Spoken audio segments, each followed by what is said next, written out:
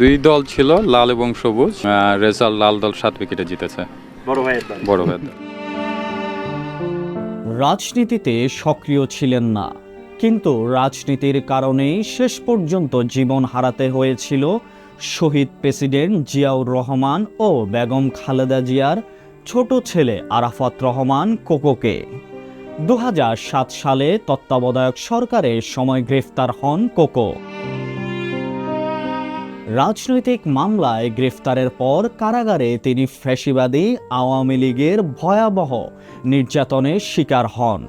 2008 সালের মে মাসে কারাবন্দী অবস্থায় তার শারীরিক অবস্থার গুরুতর অবনতি ঘটে। রাজনৈতিক প্রতিহিংসার কারণে বিদেশে উন্নত চিকিৎসা নিতেও দেওয়া হয়নি আরাফাত রহমান কোকোকে। দেশের মাটিতেই যথাযথ চিকিৎসা পাননি কোকো।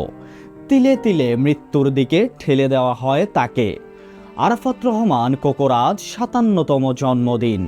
রাজনীতির সঙ্গে সরাসরি যুক্ত ছিলেন না তিনি, তবে পূর্ণ উদ্যমে কাজ করতেন ক্রীড়াঙ্গনে। 2002 থেকে 2005 সাল পর্যন্ত তিনি বাংলাদেশ ক্রিকেট বোর্ডের উপদেষ্টা পরিষদের সদস্য ছিলেন গেমস ডেভেলপমেন্ট কমিটির চেয়ারম্যান। যুক্ত ছিলেন ওল্ড ডিওএইচএস ও সিটি ক্লাবের সঙ্গেও।